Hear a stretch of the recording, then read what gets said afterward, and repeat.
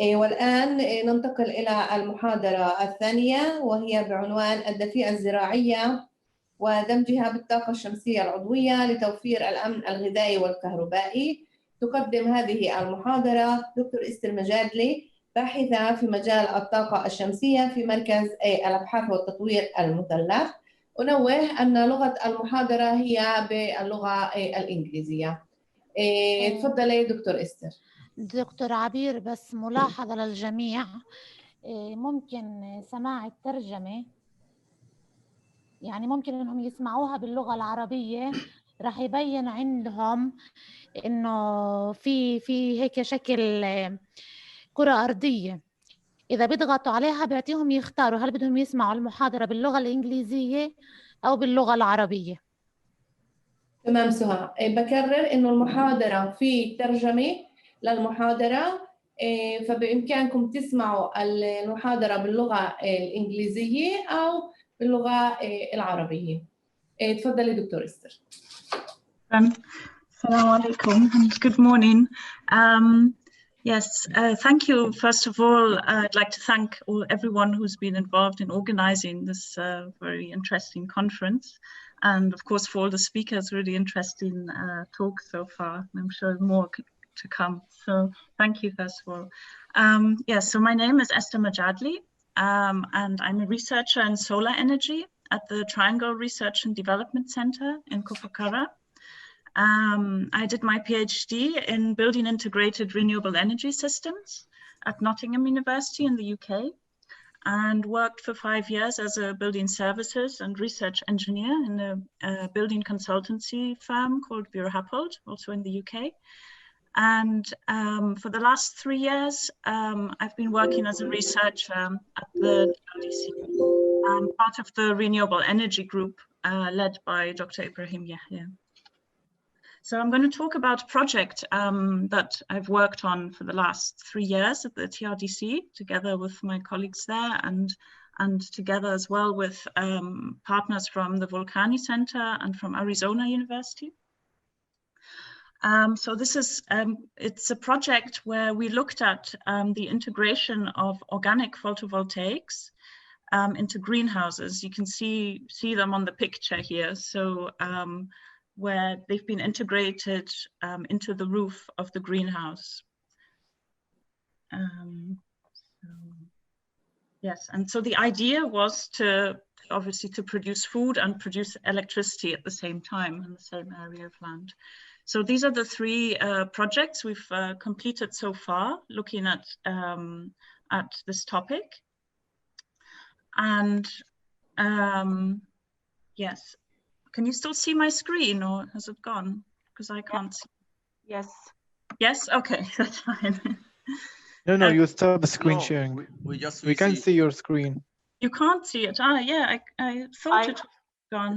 Excuse me, I thought that you were asking about your camera. I'm really apologizing. No. You stopped sharing, Esther. Okay, I'm doing it again. Don't know what happened. Yeah. Now we see. Now you can see it. Okay, thank you. Okay, yes, so these are the 3 projects that we completed so far, together with the Volcani Institute and with Arizona University.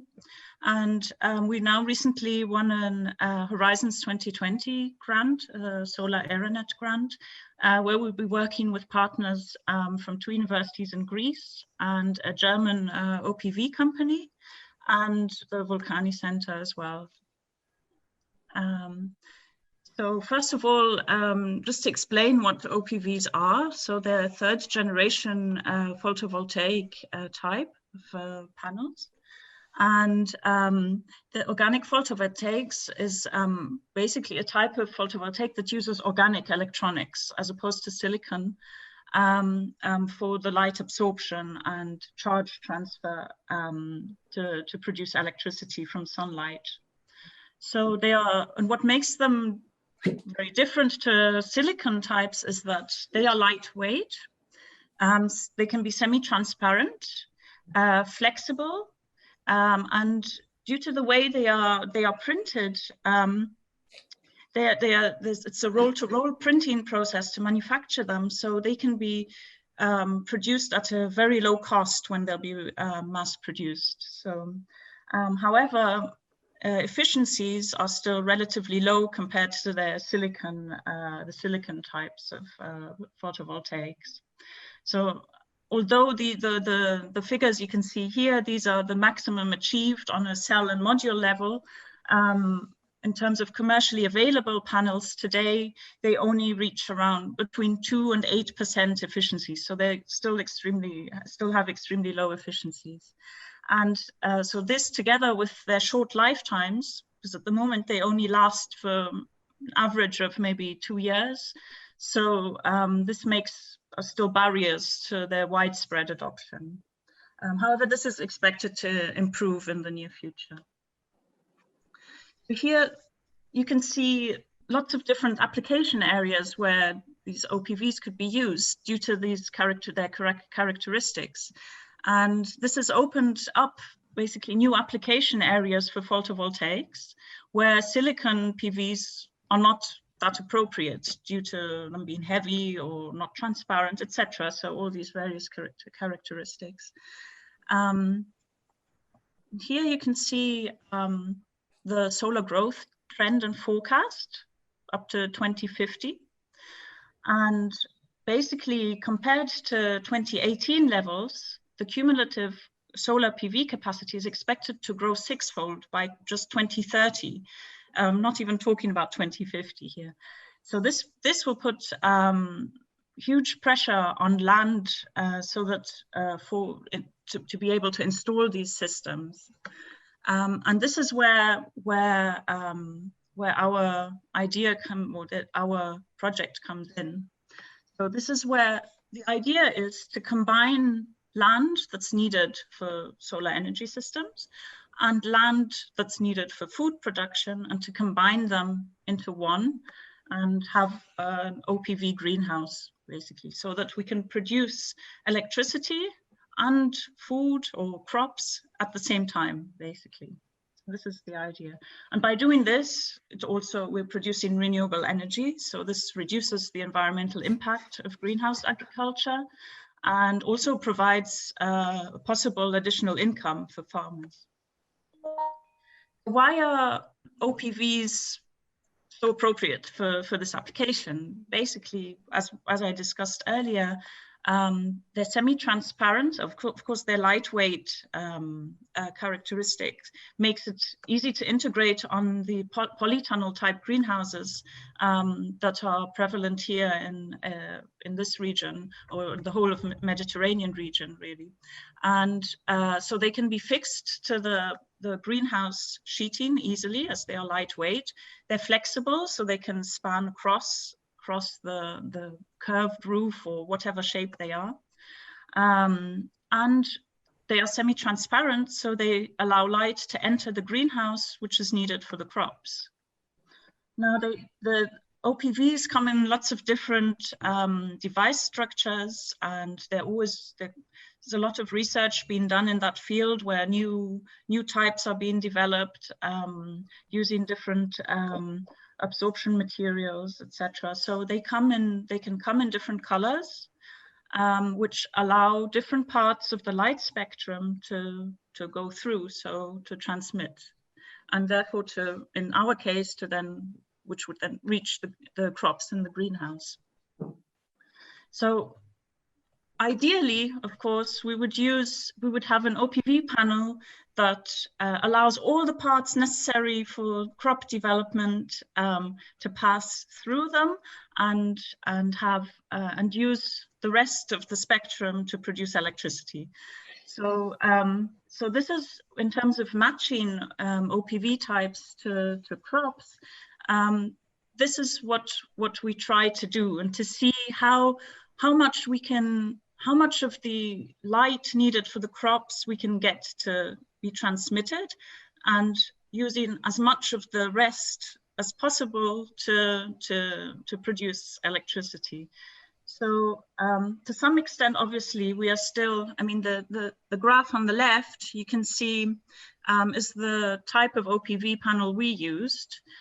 for this project, and you can see there are graphs that show the transmittance, the reflectance, and absorption of the panel. So absorption is what it uses to make electricity. Parts are reflected off the panel, and other parts that are transmitted through the panel. So, and on the right, you can see parts of the spectrum needed for crop growth.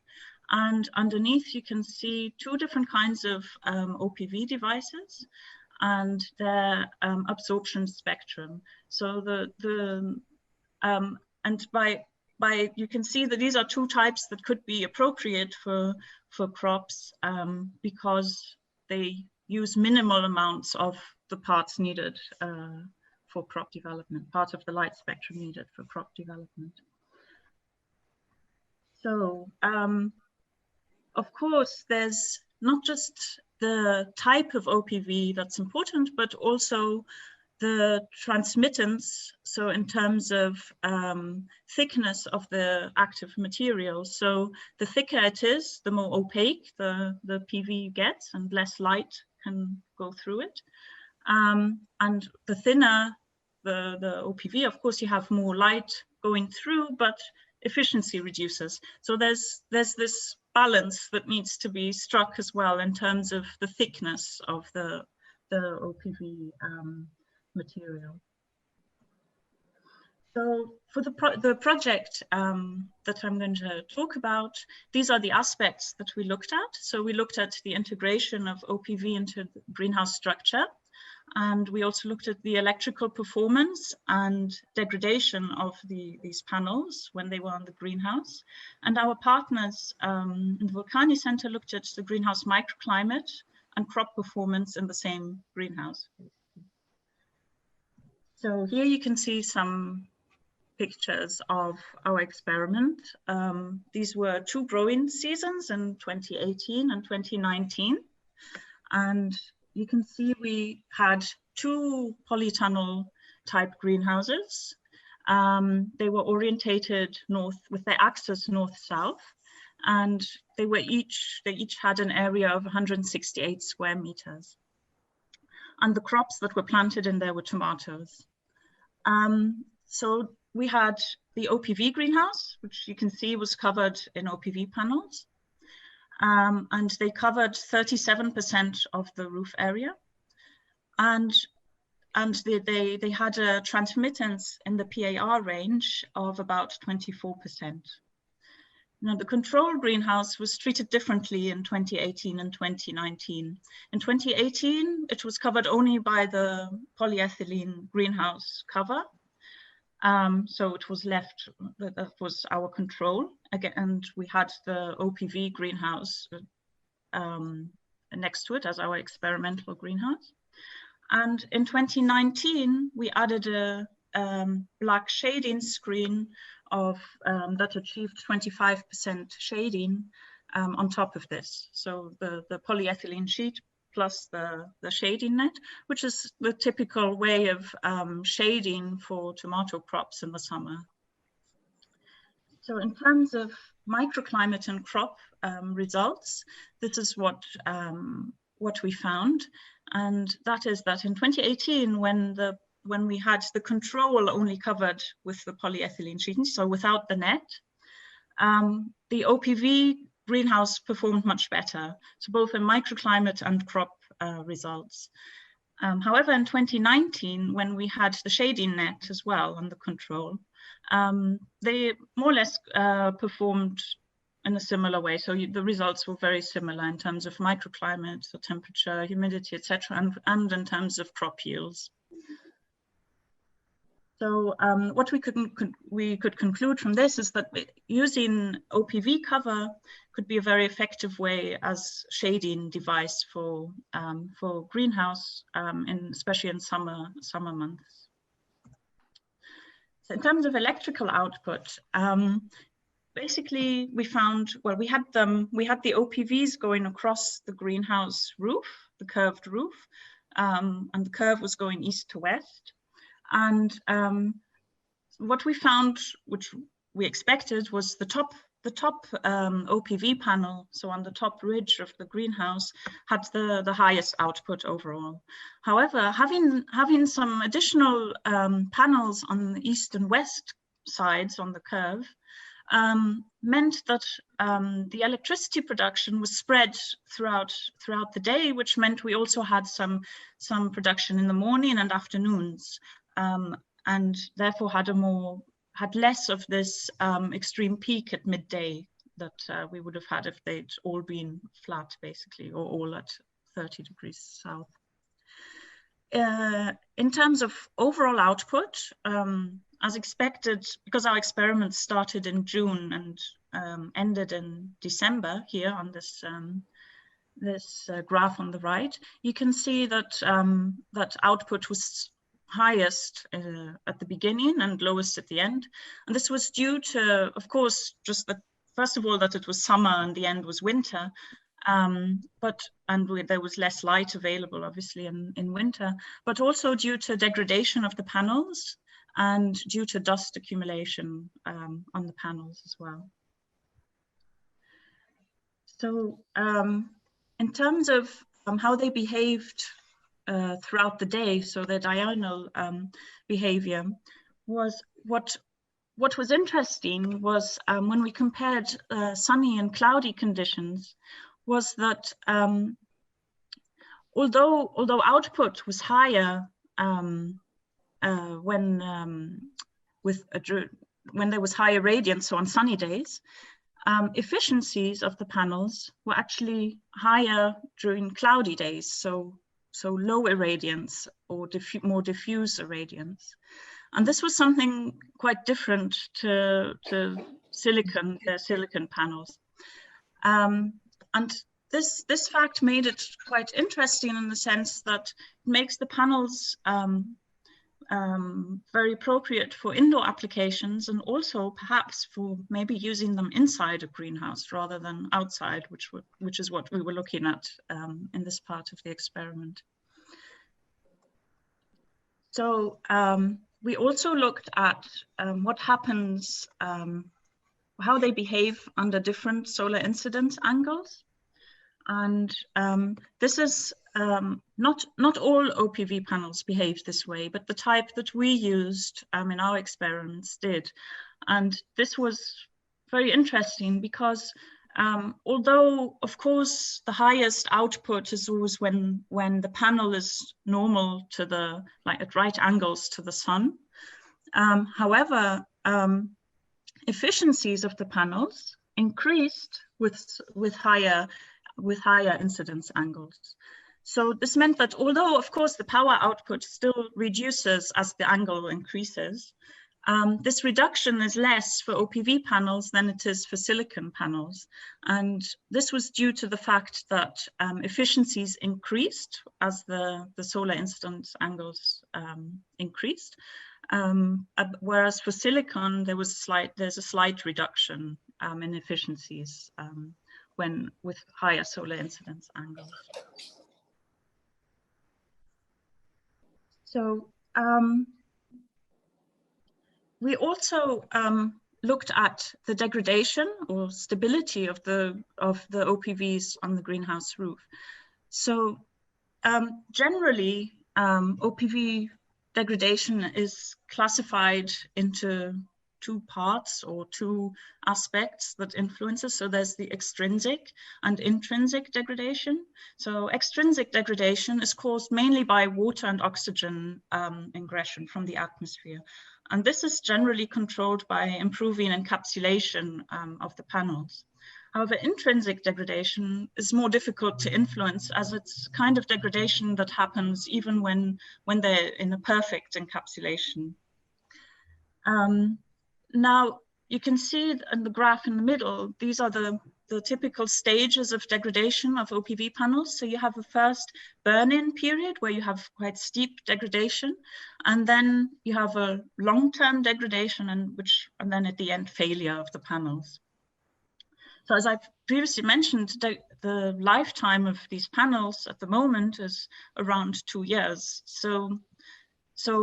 But what we noticed in our study is accelerated degradation. So they lasted even less than 2 years. And as you can see on the right, these are how the efficiency reduced of these are 3 panels. So one on the west, one on top, one on the east side of the roof. And 2 of them failed before year 2, basically. And 1 had very low efficiency. So you can see there was a quite severe degradation of these panels.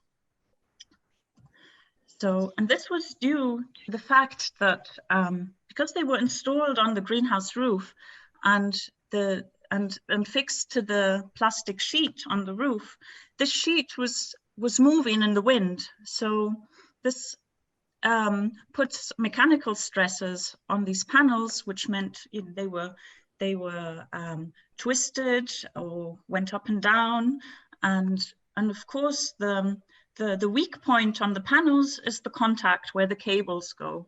So, and this is where we found the most degradation, or where it's often started on the panels. So basically these contacts loosened, and the lamination sort of loosened as well, and then you had some water and oxygen ingression, and this led then to the deterioration of the active material inside. There was also some cracking as well in some parts of the panels, folding and cracking in a way, and again due to this movement, but of course weather conditions as well had an influence.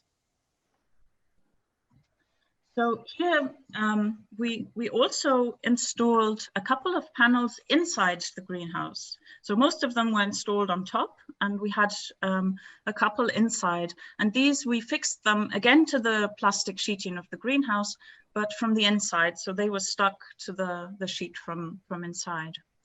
And as you can see on the larger graph, as expected at the beginning, the one outside had the highest output, or higher output than the one inside, just due to the fact that it had higher incident irradiance. The one inside had the sheet above, so the radiance reaching that panel was lower. But what was interesting was that only after about 2 months, so in July, we had a crossing of these curves, so that basically we had the one that was inside had a higher output than the one outside. And this was mainly due to, or just due to the different degradation rates of these panels, which you can see on the graph on the right, where you can see that the one outside had a lower degradation, and the one outside had a steeper degradation, and the one inside had a slower degradation. So, and this is why the curves then crossed at this point. So we also had 2 panels that were installed on frames next to the greenhouse, so they were not attached to the greenhouse at all, and they were not exposed to any movement as they were fixed on in these frames. And what we noticed was that the degradation on those was lower again, as you can see here on this graph here. And so basically we concluded that the degradation of our panels on the greenhouse was due to 2 factors. So one, extreme weather conditions, so both high irradiance, incident irradiance on them, which led to this kind of degradation that I showed on the slides before, but also due to the movement of the plastic sheeting they were attached to.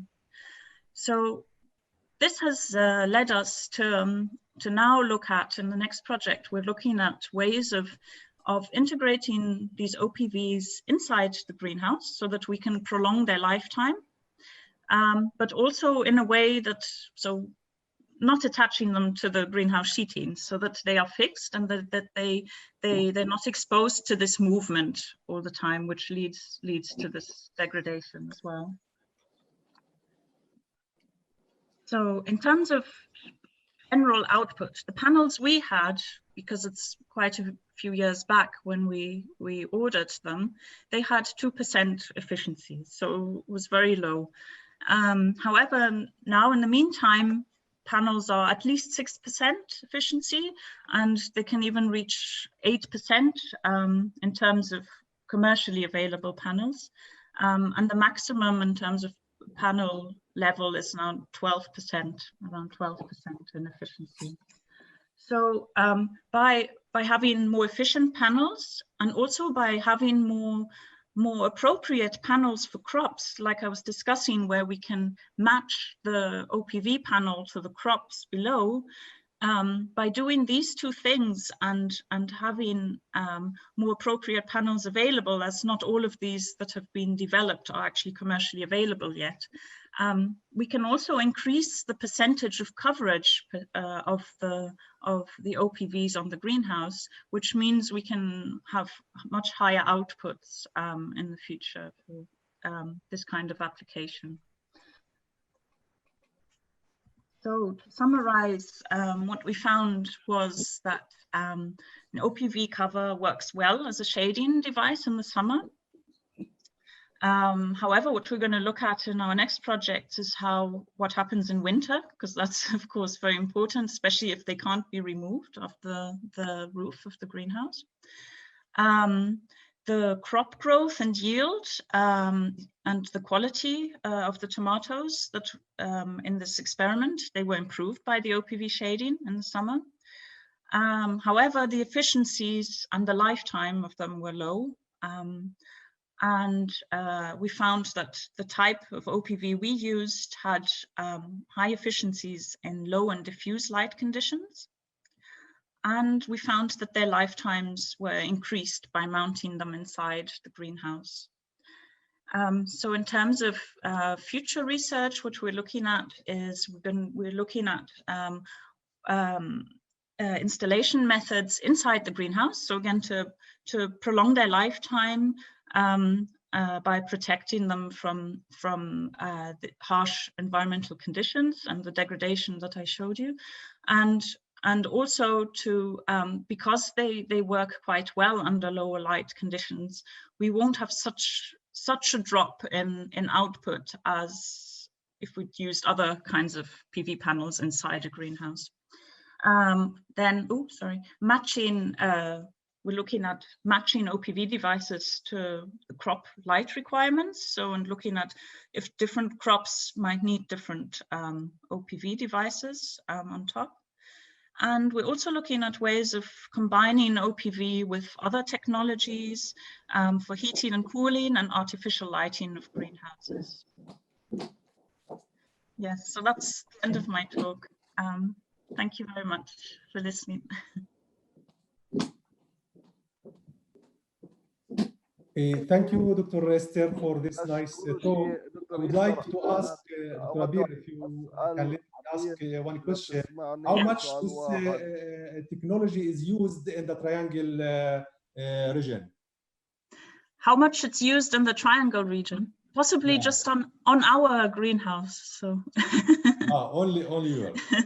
This is a new technology, so we're testing it. But we hope that in the future it can be used on all greenhouses, or and not just here in the country, but in all the Mediterranean area. So where these kind of greenhouses are used. Yeah. Good luck. Thank you. Thank you, Dr. Esther. Is there any questions else? I have a question. Yes, please. Yeah. Thank you. About your greenhouse project, do you think it can be a solution for the global warming? Yes, of course. I mean, we have there are two aspects. One, with global warming, obviously temperatures are higher. So by having OPV panels, this can cool the greenhouse a little bit. But also, of course, because it's producing renewable energy. So this reduces emissions, and therefore will hopefully, the more renewables we have, the less global warming we should have. So yes. Yeah, thank you. Thanks, thank you. Thank you, Dr. Esther. Can you please stop share screen? Of course, yes. Thank you very much. Thank you.